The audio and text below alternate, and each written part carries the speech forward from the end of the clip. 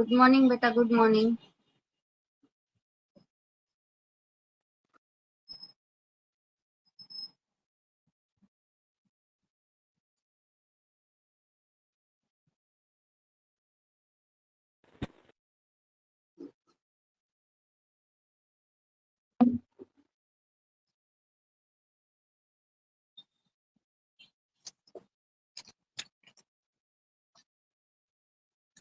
कैसे हो बेटा सभी?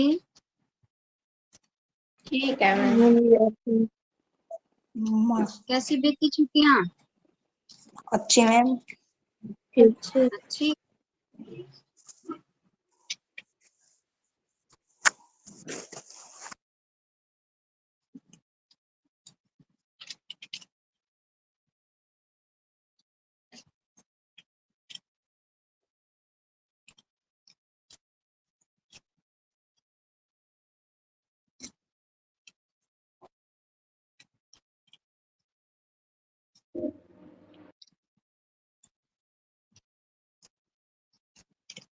क्या कर रहा हूँ? देख रही हूँ बेटा, एक मिनट।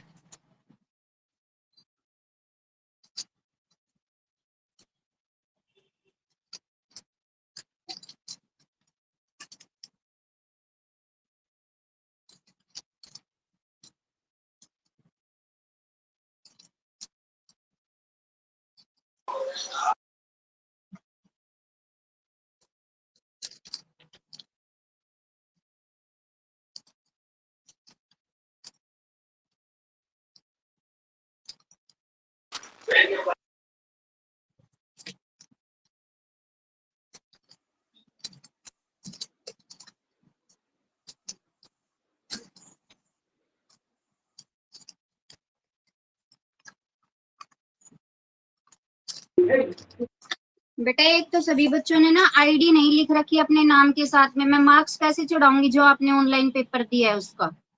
अभी भी बहुत सारे ऐसे बच्चे हैं जिन्होंने अपने नाम के साथ अपनी आईडी नहीं लिखी, और उसी नाम के 2-3 बच्चे अलग अलग सेक्शनों में हैं, तो मैं उनके मार्क्स कैसे चढ़ाऊंगी? सभी बच्चे अपना चेक करके और अपनी आईडी डालो अपने नाम के साथ में। ठीक है, जिन्होंने डाल रखी है वो तो सही है, जिन्होंने नहीं डाल रखी उनके लिए बोल रही हूँ।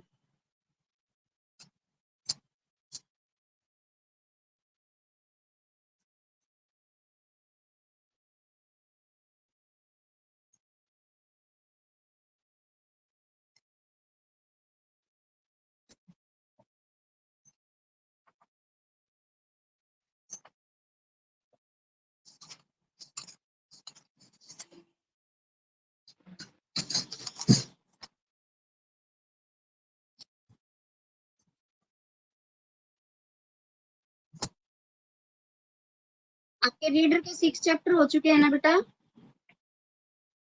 Yes ma'am. जी, 7 चैप्टर कौन सा है आपका? क्या निराश हुआ जाए। चलिए आप निकालिए वसंत की बुक। वसंत की बुक खोलिए बेटा, चैप्टर नंबर 7, क्या निराश हुआ जाए।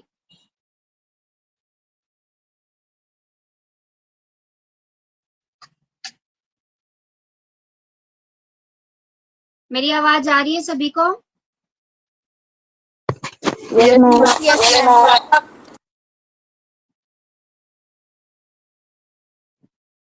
आवाज आ रही है सभी को बेटा? Yes ma'am. Yes ma'am. Okay.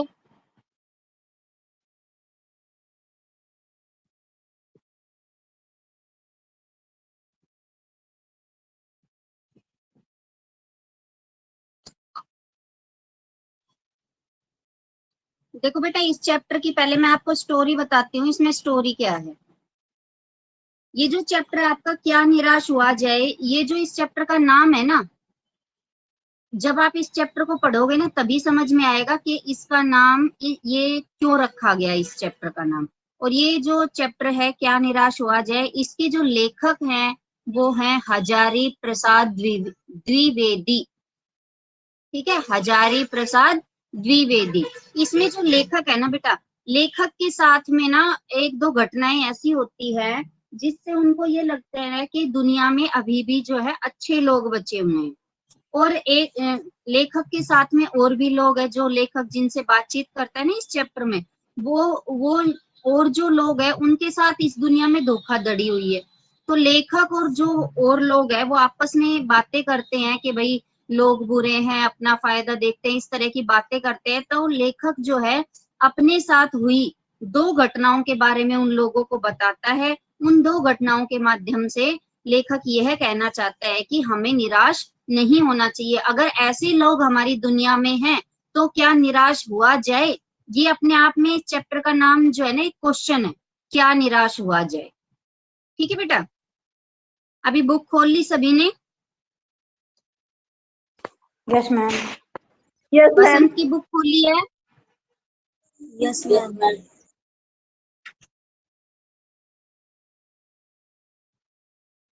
Yes ma'am. देखिए मैं रीडिंग लगा रही हूँ, मैं किसी से भी पूछ सकती हूँ मैं कहाँ पर पढ़ रही हूँ। चैप्टर खोलिए, क्या निराश हुआ जाए।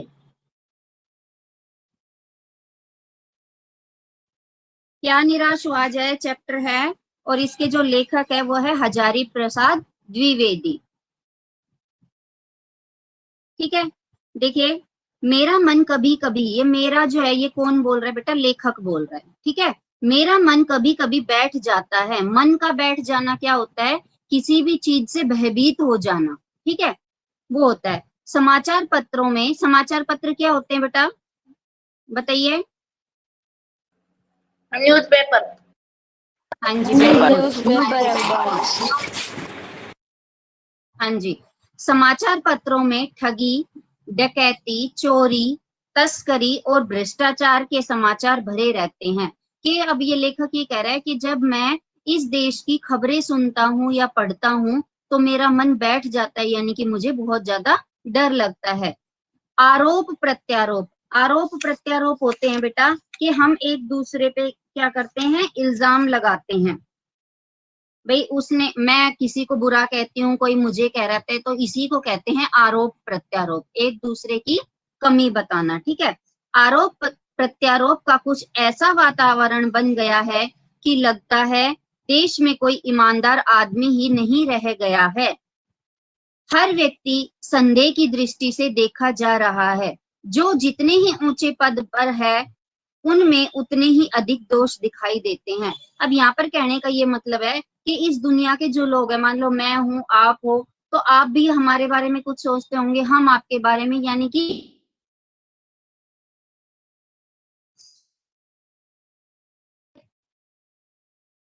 जो है कमियां नजर आती है, चाहे वो हमारे स्टूडेंट रिश्तेदार हो, चाहे हमारे फ्रेंड्स में हमें कमियां नजर आती है, यानी कि दोष सभी में ढूंढते रहते हैं उनकी कमियों को। और इसमें एक लाइन और आई है, जो व्यक्ति जितने ऊंचे पद पर होता है, यानी कि वो जितनी बड़ी पोस्ट पे अपना काम कर रहा है, यानी कि किसी बड़ी पोस्ट पे वो है और अपने नीचे और उसके कर्मचारी है जिनसे वो काम करवा रहा है, तो इस पार्ट में ये कहने का मतलब है जो जितने ऊंचे पद पर है वो उतना ही भ्रष्ट है। यानी कि मान लो एक सरकारी इसमें हॉस्पिटल में कोई डॉक्टर है, तो वो क्या करेगा वो व्यक्ति कि वो अपनों का इलाज पहले करेगा, जो उसको सरकारी सुविधाएं मिलती है वो तो मिलती ही हैं, उसके अलावा वो और भी ऐसे काम करेगा जिससे उसके परिवार को फायदा हो, उसके चाहने वालों को, उनके मित्रों को, रिश्तेदारों को फायदा हो, वो ऐसा काम करेगा। यानी कि मान लो मैं हूँ, मेरे कोई चाचा हैं, फूफा हैं जो हॉस्पिटल में, अगर मेरे को कोई दिक्कत है तो वो पहले जो आम जो लोग हैं उस अस्पताल में जो इलाज करवाने आए हैं उनसे पहले वो मुझे देखेगा। ऐसे होता है ना। तो इसमें क्या है कि जो जितने ऊंचे पद पर होता है वो उतनी ही ज्यादा गलतियां करता है, यानी कि उसमें उतने ही ज्यादा दोष होते हैं, उतने ही ज्यादा वो भ्रष्ट होता है। एक बहुत बड़े आदमी ने मुझसे एक बार कहा था कि इस समय सुखी वही है जो कुछ नहीं करता। अब एक यहाँ पर लेखक ये कह रहा है कि उनकी एक बार मुलाकात एक बहुत बड़े व्यक्ति से हुई थी और उन्होंने एक लाइन बोली थी कि आज के समय में सुखी कौन है जो कुछ भी नहीं करता। देखो हम कोई भी काम करते हैं तो हमें उसके लिए कुछ ना कुछ सुनना पड़ता है। मान लो मैं एक टीचर हूँ, मैं आपको पढ़ाती हूँ, तो अगर मेरे से कोई गलती हो गई, किसी बच्चे की नोटबुक मैंने चेक नहीं की या किसी बच्चे को मैंने पर्सनल हैंडल नहीं किया, तो पेरेंट्स मुझसे ही तो शिकायत करेंगे। जो आपको नहीं पढ़ा रहा है उससे थोड़ी ना शिकायत करेंगे।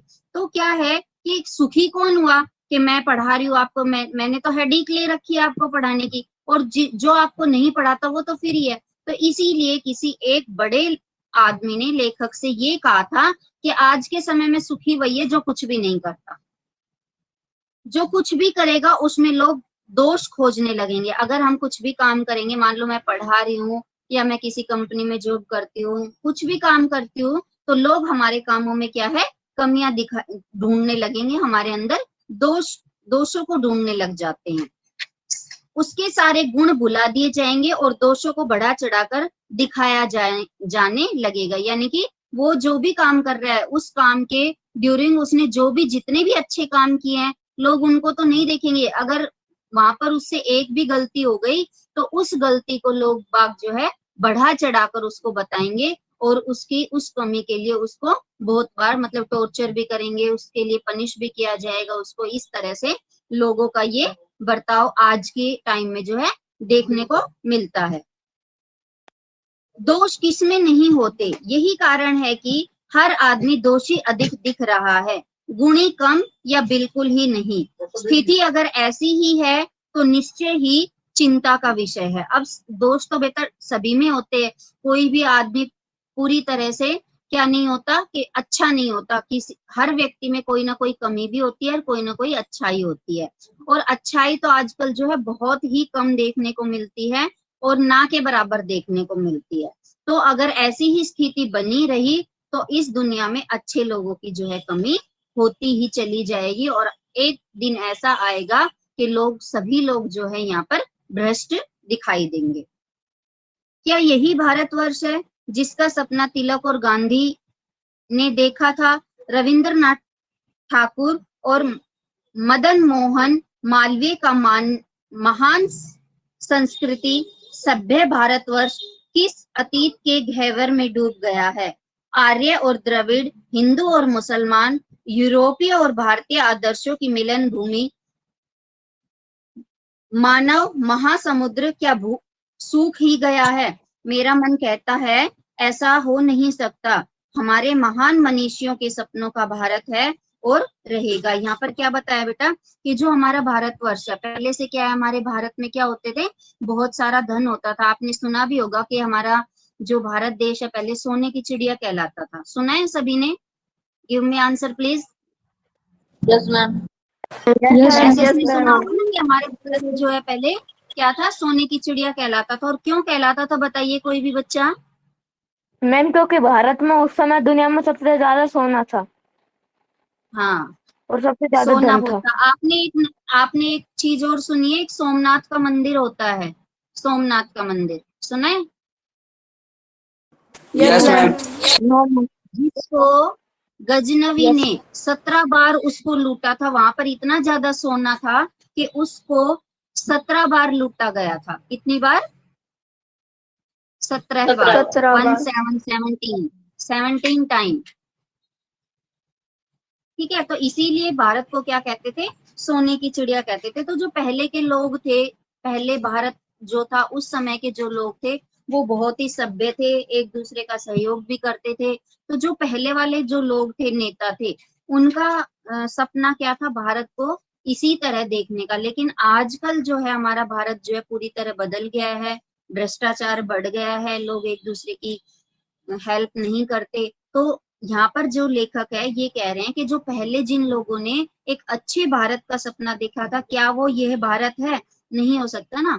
तो आगे देखिए, यह सच है कि इन दिनों कुछ ऐसा माहौल बना है कि ईमानदारी से मेहनत करके जीविका चलाने वाले निरीह और भोले भाले श्रमजीवी पिस रहे हैं, और झूठ तथा फरेब का रोजगार करने वाले फल फूल रहे हैं। यहाँ पर ये बताया बेटा, जो ईमानदारी से लोग जो कमाते हैं, मान लो किसी की एक जॉब है, वो उसको 10,000 रुपए उस जॉब के मिलते हैं, तो 10,000 रुपए में बेटा एक परिवार का अच्छे से पालन पोषण नहीं हो सकता, कि सिर्फ वो अपना पेट ही भर सकते हैं इतने पैसों में। तो लेकिन उसको अपना अच्छा जीवन जीने के लिए क्या करना पड़ेगा कि उसको कोई और काम करना पड़ेगा, या किसी मतलब कि बोलते हैं ना 2 नंबर का काम करना हो। 2 नंबर का काम कैसे करते? मैंने अभी थोड़ी देर पहले आपको एग्जांपल दिया कि कोई भी गवर्नमेंट सर्वेंट है, कोई भी सरकारी नौकरी वाला जो व्यक्ति होता है, उसको पैसे तो मिलते हैं जो वो जॉब कर रहा है, लेकिन उसके अलावा जैसे उसको जो भी सुविधाएं मिलती है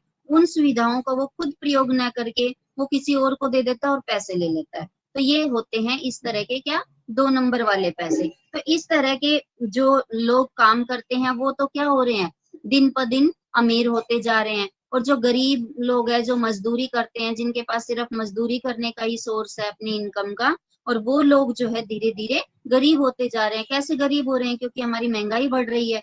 जहां पहले 10,000 रुपए में हमारा खर्चा चलता था, आजकल वो हमारा बढ़कर 15 हो गया। तो वो जो मजदूर है वो 5,000 रुपए कैसे लाएगा, तो वो क्या हो जाएगा, धीरे धीरे गरीब होता जाएगा। यानी कि जो झूठ बोलते हैं, जो फरेब करते हैं, वो फल फूल रहे हैं, और जो मेहनत से कमाते हैं वो लोग जो है दिन ब दिन क्या होते जा रहे हैं, गरीब होते जा रहे हैं। ईमानदारी को मूर्खता का पर्याय समझा जाने लगा है। बेटा ये लाइन जो है बहुत इंपॉर्टेंट है, इसको आप अंडरलाइन कीजिए। ईमानदारी को मूर्खता का पर्याय समझा जाने लगा है।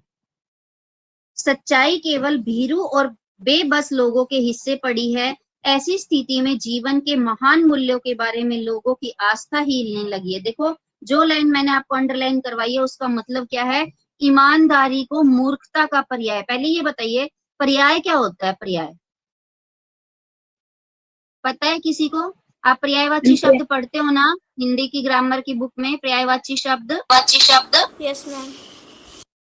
पढ़ते हो ना? Yes, तो ma'am. पर्यायवाची शब्द से आप क्या समझते हो, उसी से रिलेटेड है ये पर्याय शब्द भी, बताइए।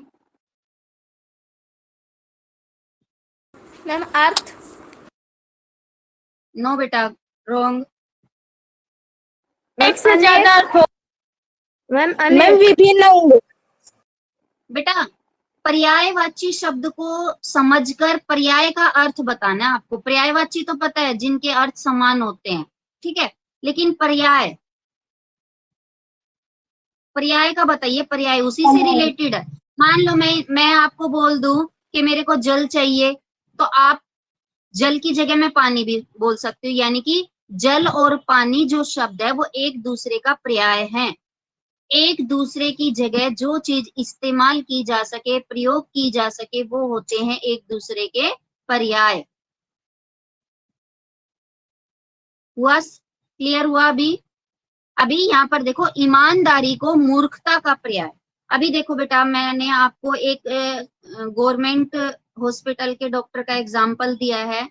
मान लो कोई व्यक्ति सरकारी हॉस्पिटल में डॉक्टर है और उसी का बेटा अगर बीमार है, मान लो बहुत सारे जो पेशेंट है वो लाइन में लग रहे हैं और उसी लाइन में उसका बेटा भी लग रहा है, ठीक है, जिस जो पहले लग रहा है उसका इलाज वो डॉक्टर पहले करता है, जिसकी टर्न आती जाए वो उसका इलाज करता जाएगा, उसके बेटे की टर्न बाद में आने वाली है, तो वो अपना काम ईमानदारी से कर रहा है। अभी आपको समझ में आ रहा है? मेरी आवाज आ रही है सभी को? Yes ma'am. Okay okay. देखो तो मैं बता रही थी कि वो जो डॉक्टर है वो ईमानदारी से अपना काम कर रहा है, टर्न बाय टर्न वो सभी पेशेंट का इलाज कर रहा है, उसी लाइन में उसका बेटा भी लगा हुआ है। तो जो और डॉक्टर है, मान लो वो तो हार्ट का डॉक्टर है जिसका बेटा लाइन में लगा हुआ है, और जो डॉक्टर है आंखों के डॉक्टर है, या अपने जर्नल डॉक्टर है कोई भी, या अपने लीवर का कोई भी, जो अलग अलग हमारे ऑर्गन होते हैं उनके अलग अलग स्पेशलिस्ट होते हैं। तो जो और डॉक्टर होते हैं, जो एक डॉक्टर ईमानदारी से काम कर रहा है उसको मूर्ख समझेंगे। क्यों समझेंगे बताइए अभी? मैम क्योंकि वो अपने बेटे का इलाज ना करके जो लाइन में है उसका इलाज कर रहा है।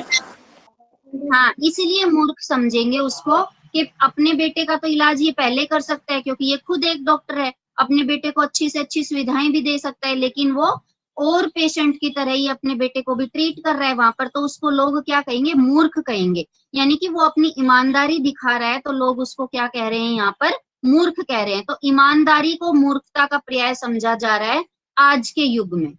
समझ में आ गया ये?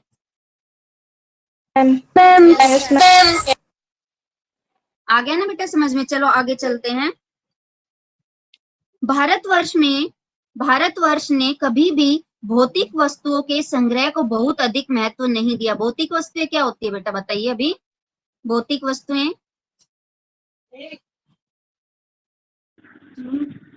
भौतिक वस्तुएं ऐशो आराम की चीजें जिनसे हम अपना जो दैनिक कार्य होते हैं वो इजीली कर सकते हैं, वो होती हैं भौतिक वस्तुएं। ठीक है, तो जो हमारा भारतवर्ष है, जो हमारे भारत के लोग हैं, आपने सुना भी होगा कि हमारे भारत के लोग जो है बहुत परिश्रमी होते हैं, हर एक काम जो है हाथों से करते हैं, लेकिन आजकल वो चीजें हमें भारतवर्ष में दिखाई नहीं देती। पहले के जो लोग होते थे इन भौतिक वस्तुओं को संग्रह यानी कि इकट्ठा करने के विरुद्ध थे, यानी कि मशीनों से काम करना, कोई भी काम है, खेत को खुद से जोतना, कपड़े हाथों से धोना, अपने हाथों से गेहूं को पीसना, इस तरह के काम जो है लोग अपने आप करते थे। जो इनके लिए मशीन वगैरह होती थी उनको इकट्ठा करने की लोगों में चाह जो है बिल्कुल नहीं थी। तो भौतिक वस्तुओं के संग्रह को इकट्ठा करने की उनकी आदत जो है बिल्कुल नहीं थी, ना वो इनको ज्यादा महत्व देते थे। उनकी दृष्टि से मनुष्य के भीतर जो महान आंतरिक गुण स्थिर भाव से बैठा हुआ है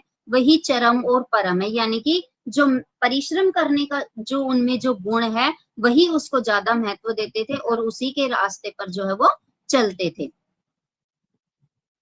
लोभ, मोह, काम, क्रोध आदि विचार मनुष्यों में स्वाभाविक रूप से विद्यमान रहते हैं। एक मानव जाति जो ह्यूमन बीइंग जो होता है उसके अंदर क्या होते हैं, काम, क्रोध, लोभ, मोह, यानी कि लालच भी होता है, काम करने की इच्छा भी होती है, अगर काम कर रहे हैं तो उसके लिए पैसा मिलने की, ये सभी जो है गुण जो है मानव में स्वाभाविक रूप से होते हैं। पर उन्हें प्रधान शक्ति मान लेना और अपने मन तथा बुद्धि को उन्हीं के इशारे पर छोड़ देना बुरा आचरण है। यानी कि अगर हमारे अंदर लालच है तो अगर हम लालच को अपनी इच्छा के अनुसार नहीं बढ़ाएंगे तो वो जो लालच वाला जो गुण है हमारे ऊपर हावी नहीं होगा और लोग जो है लालच की जो भाव है वो धीरे धीरे खत्म हो जाएंगे उनके अंदर। उनको अपने ऊपर जो है पहले वाले भारत के लोग जो उनको अपने ऊपर हावी नहीं होने देते थे।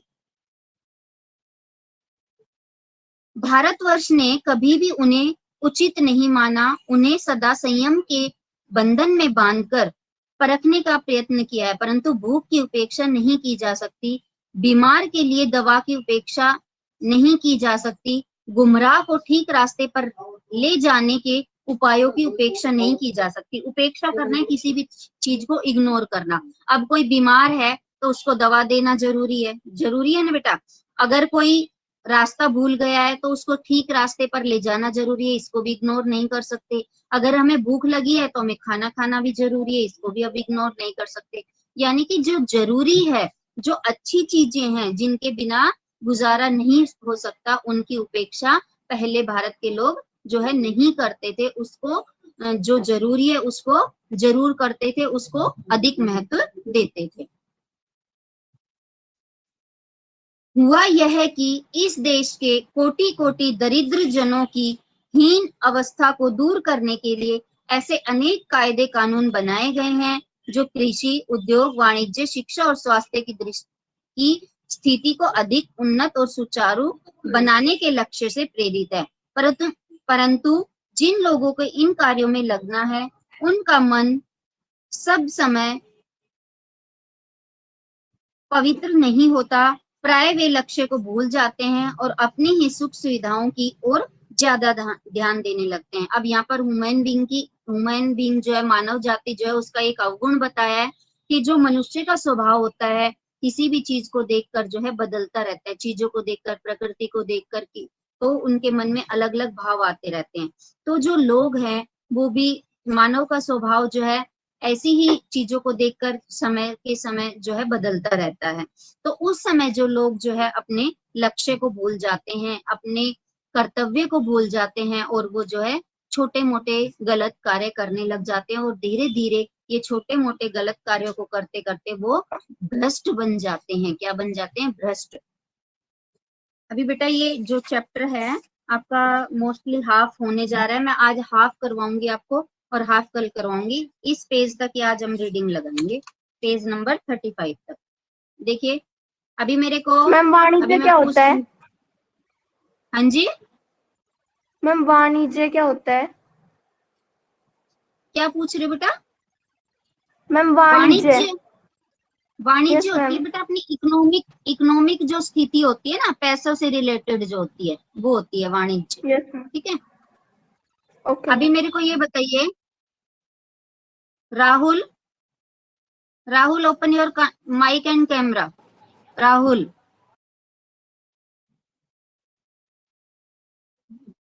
कैमरा ऑन करो राहुल,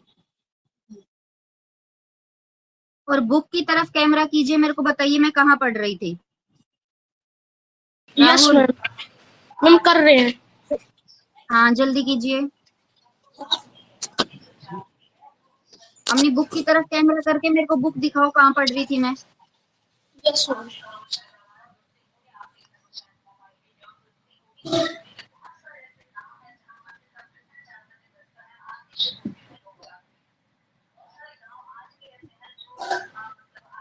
बुक सीधी करिए, बुक सीधी करिए राहुल। Yes ma'am.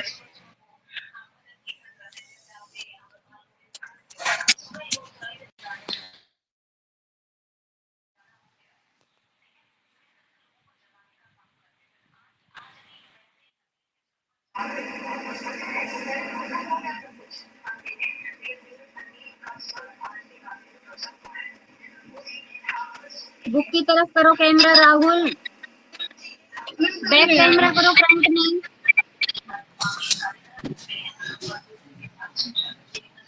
हाँ जी राहुल, पढ़ के दिखाइए कहाँ से पढ़ रही थी मैं। मैं आप यहाँ पढ़ रहे थे मैम। हुआ यह कि देश के कोटि कोटि दरिद्रों को हीन अवस्था को दूर करने के लिए ऐसे अनेक कायदे कानून बनाए गए हैं। राहुल स्टॉप। यस ये पैराग्राफ मैं पढ़ चुकी हूँ, यहाँ से नहीं पढ़ रही थी मैं।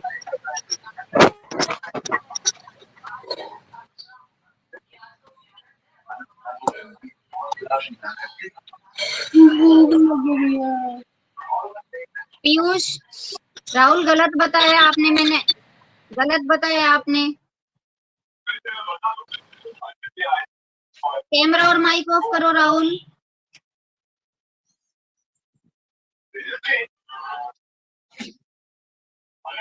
रुपेश, रुपेश,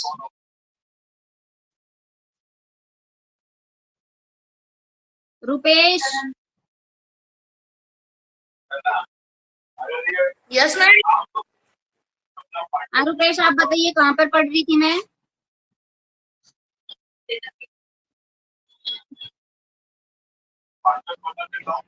आप रीड करो, बुक में से रीड करो कहाँ पर पढ़ रही थी।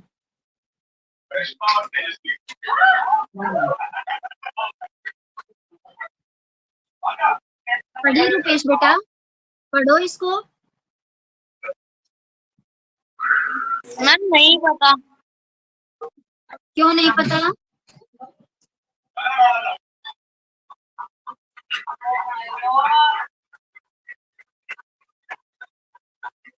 आप क्लास में प्रेजेंट थे रुपेश? ऐसी क्लास को ऑन करके छोड़ देते हो, पता ही नहीं है कहाँ पर पढ़ रहे थे।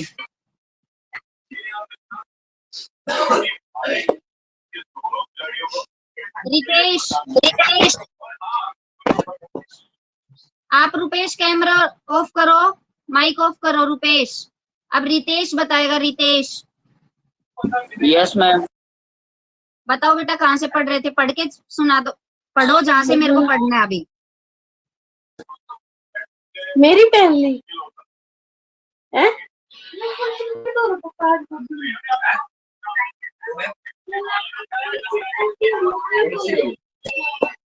जी जी मैम, आप बताएं। कौन सी हो रही? बेटा बाकी बच्चे अपना कैमरा ये ऑफ करो, अपना माइक जल्दी बताओ रितेश। मैम आप यहाँ से पढ़ा रहे थे भारतवर्ष सदा कानून को धर्म, ये पैराग्राफ चल रहा था। हाँ सही है, राइट। ओके बेटा, माइक ऑफ करो।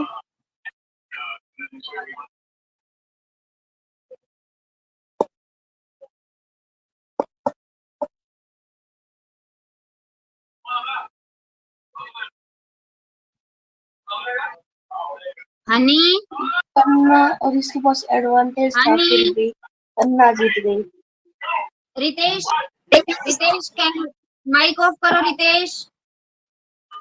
मैम माइक ऑफ है।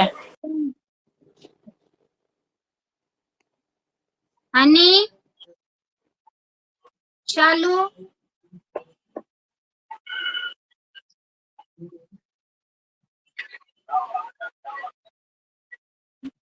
देखो बेटा ये लास्ट पैराग्राफ में पढ़ रही हूँ। भारतवर्ष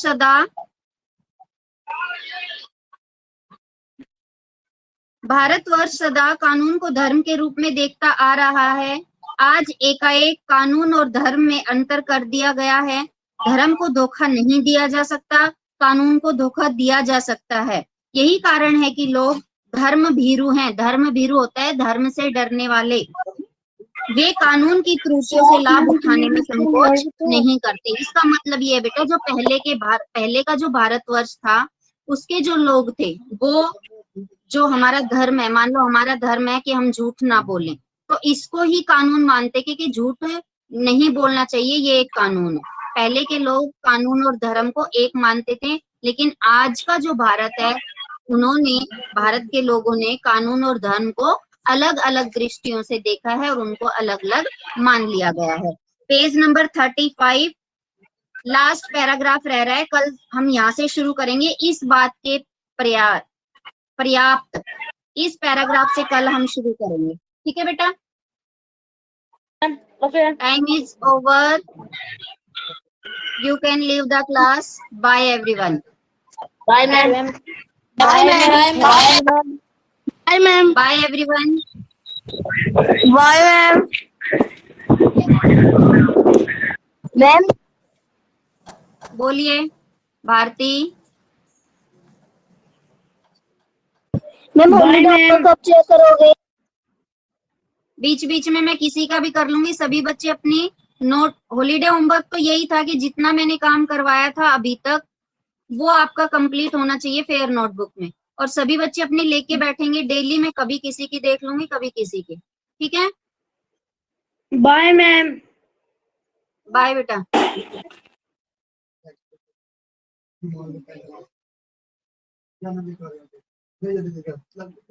मैम फॉर्मल और इनफॉर्मल लेटर? हाँ जी बोलो। मैम फॉर्मल और इनफॉर्मल लेटर आपने दिए थे करने के लिए? हाँ मैं कर लूंगी बेटा चेक। वो जो मैंने दिया था वो प्रैक्टिस के लिए दिए थे, वो नोटबुक भी अपने पास ही रखना। ठीक है, okay ma'am. Okay. Class leave कीजिए। हिमांशी, हिमांशी।